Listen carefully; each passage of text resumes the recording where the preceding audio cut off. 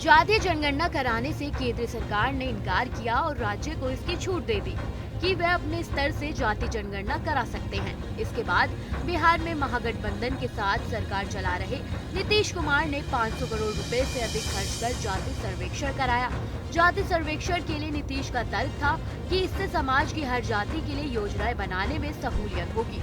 इसी क्रम में बिहार सरकार ने सर्वेक्षण में निकली जातियों की आबादी के हिसाब से आरक्षण की सीमा भी संशोधित कर दी। बिहार में आर्थिक रूप से कमजोर लोगों को पहले से ही केंद्र सरकार ने 10% आरक्षण का प्रावधान दिया था, जिसे बिहार ने भी लागू कर दिया था। यानी बिहार में पहले से ही सरकारी नौकरियों और शिक्षण संस्थानों में 60% आरक्षण मिल रहा था।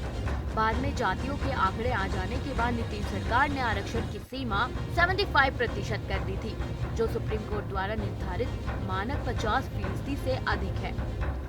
तो बिहार सरकार ने पिछड़ा वर्ग, अत्यंत पिछड़ा वर्ग, अनुसूचित जाति और अनुसूचित जनजाति के लिए आरक्षण की सीमा 50 से बढ़ाकर 65% कर दी थी।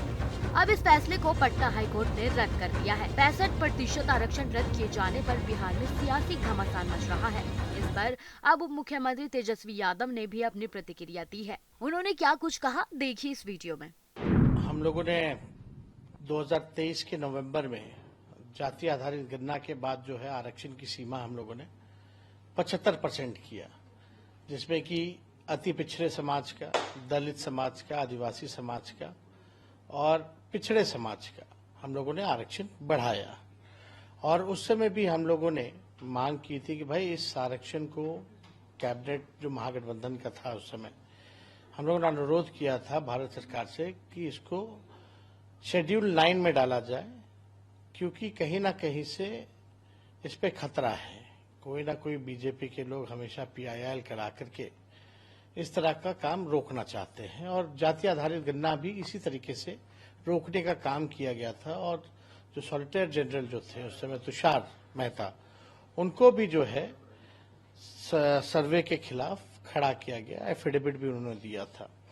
तो हम लोग को इस बात का संदेह था कि ये बीजेपी के लोग जो हैं आरक्षण विरोधी लोग हैं, जिसको हम लोग चुनाव के समय भी कहते थे कि भाजपा के लोग नहीं चाहते हैं कि आरक्षण जो है वो बढ़े।